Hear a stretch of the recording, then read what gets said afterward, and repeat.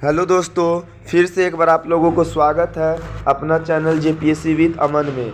जैसे कि आप लोगों को पता है कि मार्च में आप लोगों का जेपीएससी प्रीमिल्स का एग्ज़ाम है, तो उसी से रिलेटेड पॉलिटिकल का सबसे पहले हम पेपर प्रीमिल्स का ख़त्म कर रहे हैं। यह मेरा 4th क्लास है। इससे पीछे जितने भी क्लासेस हैं सबको देखिए, आप लोगों को समझ में आएगा।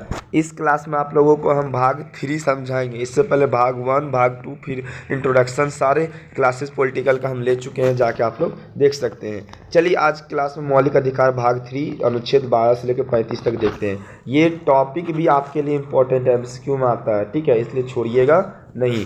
चलिए, भारतीय संविधान के भाग 3 तथा अनुच्छेद 12 से लेकर 35 तक मूल अधिकार का चर्चा की गई है और 44वें संविधान संशोधन के द्वारा संपत्ति के मौलिक अधिकार को कानून का अधिकार बना दिया गया। तो संपत्ति के जो अधिकार था ना, उसको क्या कर दिया गया, कानून का अधिकार बना दिया गया है, ठीक है।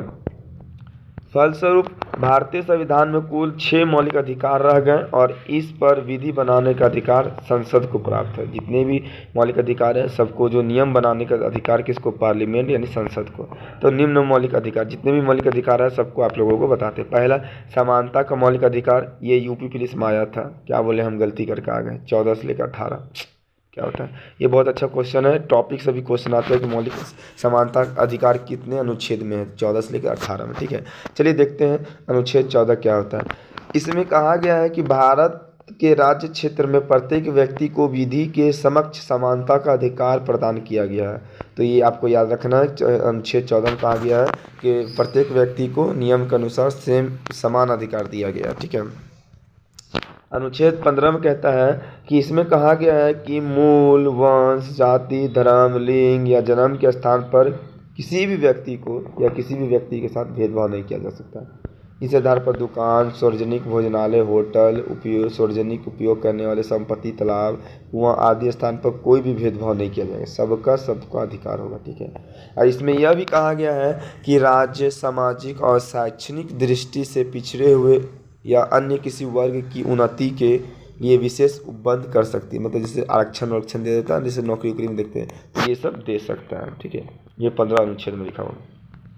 अनुच्छेद 16 में देख सकते हैं कि इसके अंतर्गत कहा गया है कि राज्य के अधीन किसी पद पर नियोजन या नियुक्त के संबंधी विषयों के सभी नागरिकों के लिए अवसर की समानता होगी। अर्थात धर्म, मूल, वंश, जाति, जन्म के आधार पर नियोजन में कोई भेदभाव नहीं की जा सकती है। तो नियोजन में कोई भेदभाव नहीं किया जा सकता है। चलिए देखते हैं अनुच्छेद 17 अस्पृश्यता का अंत। तो इस आधार पर किसी भी व्यक्ति को सार्वजनिक स्थल पर जाने से या इसका उपयोग करने से कोई रोक नहीं लगा सकता, ठीक है, सार्वजनिक स्थान पे, है ना। ये अनुच्छेद 17 बोलता है। अब देखते हैं अनुच्छेद 18 उपाधियों का अंत। मतलब राज्य, सेना या विधि संबंधी सम्मान के सिवाय और कोई भी उपाधि प्रदान नहीं करेगी। भारत का कोई भी नागरिक किसी विदेशी राज्य का उपाधि स्वीकार नहीं करेगा और कोई भी व्यक्ति को जो लाभ के पद पर यानी राष्ट्रपति के सहमति के बिना किसी विदेशी राज्य की उपाधि ग्रहण नहीं करेगा। ये आपका अनुच्छेद 18 में उपाधियों का अंत में लिखा गया है। नेक्स्ट देखिए, स्वतंत्रता का अधिकार, याद रखिएगा, आर्टिकल भी याद रखना है। जैसे आर्टिकल 19 से लेकर 22 तक आता है, ठीक है, स्वतंत्रता का अधिकार में।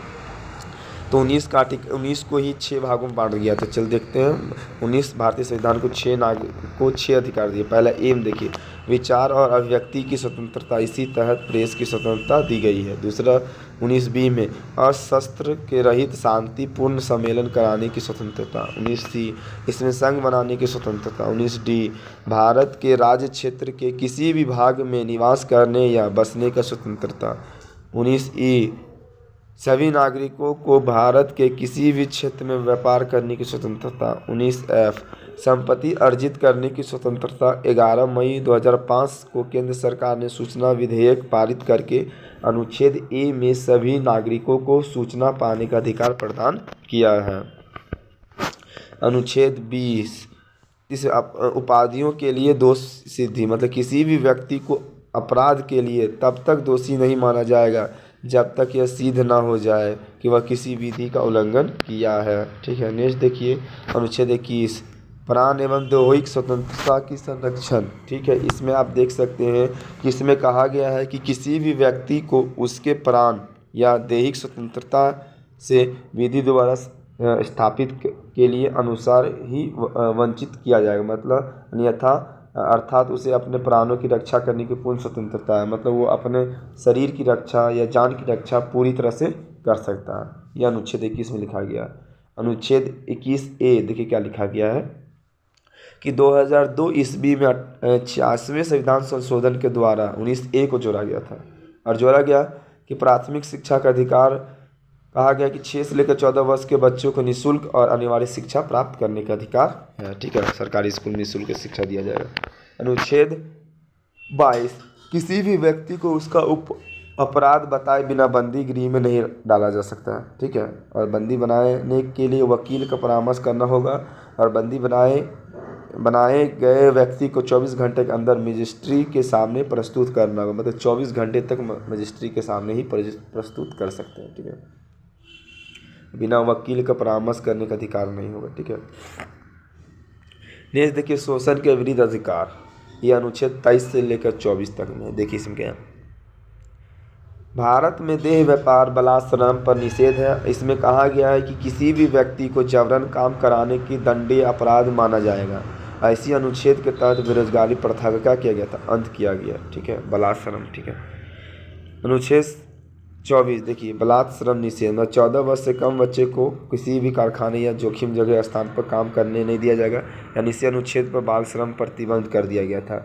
इसी के तहत बाल श्रम प्रतिषेध अधिनियम 1986 पारित किया गया और 2006 में इसे संशोधन करके दुकान, रेस्टोरेंट, दवाखाना, घरेलू कहीं भी काम कराने से प्रतिबंध करा दिया गया था। यानी हम लोग जो भी 6 से 14 साल के बच्चे हैं उनको काम करना नहीं देना चाहिए। अगर देते हैं तो आप आर्टिकल पढ़ते हैं तो पढ़ने वाले स्टूडेंट हैं या तो आपकी कोई नज़र में है तो इससे आप इसको अपराध यानी घोषित करके उसे कार्रवाई कर सकते हैं। ठीक है, अब देखते हैं नेक्स्ट धार्मिक स्वतंत्रता का अधिकार। ये 25 से लेकर 28 तक में है। तो 25 में देखिए अंतःकरण की स्वतंत्रता। कहने का मतलब है कि इस अनुच्छेद में व्यक्ति की अंतःकरण की स्वतंत्रता प्रदान की गई। इसमें कहा गया है कि कोई भी व्यक्ति किसी भी धर्म को मान सकता है, उस धर्म का प्रचार प्रसार भी कर सकता है। 26 कि कोई भी नागरिक धार्मिक और पूजा प्रयोजन के लिए किसी भी संस्था की स्थापना कर सकता है और धर्म से संबंधित कार्यों का प्रबंध करने को स्वतंत्र होगी। और इसी अनुच्छेद में कहा गया है कि इन कार्यों को संचालित करने के लिए चल और अचल संपत्ति अर्जित करने का अधिकार है। अनुच्छेद 27 इसमें कहा गया कि किसी भी व्यक्ति या नागरिक को धर्म की अभिवृद्धि के लिए बलपूर्वक कर देने की बाध्य नहीं किया जा सकता, टैक्स नहीं दे सकते। अनुच्छेद 28 में देख सकते हैं, इसमें कहा गया है कि राज्य के नीति निधि से पूर्णतः प्रोत्साहित किसी भी शिक्षण संस्थान में होने वाली उपासना में किसी भी व्यक्ति को भाग लेने का बाध्य नहीं किया जा सकता। संस्कृति एवं शिक्षा संबंधी अधिकार। अनुच्छेद 29 से 30। अनुच्छेद 29 अल्पसंख्यक वर्गों के हितों का संरक्षण। तो इसमें कहा गया है कि भारत के सभी नागरिकों को जिनकी अपनी संस्कृति, भाषा और लिपि है तो उन्हें बनाए रखने का पूर्ण अधिकार होगा और राज्य द्वारा पोषित किसी भी शिक्षण संस्था में प्रवेश में किसी भी नागरिक को केवल धर्म, वंश, जाति और भाषा इनमें से किसी भी एक आधार पर वंचित नहीं किया जा सकता है। अनुच्छेद 30 इसमें कहा गया है कि सभी अल्पसंख्यक वर्गों को यह अधिकार प्राप्त है कि वे अपनी रुचि के शिक्षण संस्थाओं की स्थापना, उसका प्रबंध कर सकता है। ठीक है, नेक्स्ट देखिए संवैधानिक उपचारों का अधिकार। ये लास्ट अनुच्छेद है। इसमें आपको बता दें 5 रीट होता है, उच्चतम न्यायालय के द्वारा 5 रीट जारी जाता है। सबका हम एक एक करके डील करेंगे। पहला देखिए बंदी परीक्षा, इंग्लिश में भी आता है, हेवियर कॉर्पस लिखल रहेगा तो इसका मतलब पूछेगा, है ना। तो याद रखिए परमादेश, मैडमस दोनों चीज़ लिख दी है। प्रतिषेध, प्रोहोबिटेशन, उत्प्रेषण, सेसियोरिटी, अधिकार परीक्षा, कुबांटो, ये आपको याद रखना है। सबसे पहले बंदी प्रत्यक्षीकरण को देखते हैं। तो इस आदेश के द्वारा बंदी बनाए गए किसी भी व्यक्ति को न्यायालय में अपने समक्ष उपस्थित करने का आदेश देता है और ताकि वह उसके बंदी बनाए जाने के कारणों को जान सके और यदि सही कारण नहीं होगा तो उसे न्यायालय से उसे व्यक्ति को मुक्त करने का आदेश जारी होगा। ठीक है, परमादेश का मतलब होता है कि यह एक आदेश किसी सार्वजनिक अथवा अर्ध सार्वजनिक संस्था को जारी किया जाता है। इस रीट के द्वारा सर्वोच्च न्यायालय पदाधिकारी अथवा सार्वजनिक संस्था को आदेश जारी करता है कि ताकि वह अपने सार्वजनिक दायित्व का निर्वहन सही ढंग से कर सके। ठीक है, मतलब सार्वजनिक संस्था को सही ढंग से निर्वहन कर सके। ठीक है, प्रतिषेध यह एक आज्ञा पत्र सर्वोच्च न्यायालय द्वारा न्यायालयों को जारी किया जाता है और निम्न न्यायालयों को यह आदेश जारी किया जाता है कि किसी भी मामले में वह अपनी यह कार्रवाई को रोक दे, क्योंकि यह मामला उसके अधिकार क्षेत्र का नहीं है। नेक्स्ट है उत्प्रेषण। इसका कहने का मतलब होता है यह आज्ञा पत्र किसी भी विवाद को निम्न न्यायालय से उच्च न्यायालय में भेजने के लिए है। किसी भी न्यायालय को उस न्यायालय अपने अधिकार के क्षेत्र में रह कर कार्य करने के लिए जारी किया जाता है। ठीक है। नेक्स्ट देखिए अधिकार यानी परीक्षा कुबाटो। जब किसी व्यक्ति को उसके पद पर कार्य करने के लिए अधिकार नहीं होता है लेकिन फिर भी वह कार्य करता है, तो उस न्यायालय की आज्ञा को जारी करके पूछता है कि वह किस आधार पर कार्य करता है। ये आपका 5 रीट को हम वर्णन कर दिए। ठीक है। अब देखिए इसी में अनुच्छेद 33 भाग 3 का ही अभी चल रहा है। इसके अंतर्गत कहा गया कि संसद सशस्त्र बलों पुलिस बलों को अनुशासन और कर्तव्यों को सुनिश्चित करने के लिए मौलिक अधिकारों को सीमित करने है। मतलब पुलिस को भी ज़्यादा अधिकार नहीं दिए गए, वो भी अपने अधिकार को अनुशासन में पालन करेंगे।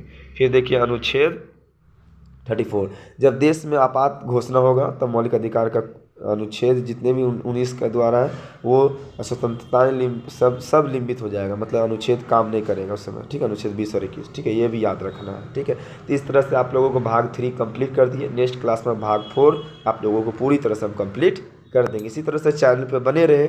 आप लोगों को बता दें इसमें सारे प्रीमिल्स का नोट्स आपको हम 1 महीना के अंदर कंप्लीट कर देंगे विथ झारखंड का। ठीक है। उसके बाद आप लोगों को मेंस का स्टार्ट जरूर करेंगे। क्यों हमको देखिए आपको बता देते हैं, चैनल पर बने रहिएगा तो आपको अच्छे से अच्छा समझ में आएगा और रेगुलर रहिए और रेगुलर क्लास को देखिए। ठीक है। फिर मिलते हैं नेक्स्ट क्लास, तब तक के लिए बाय बाय।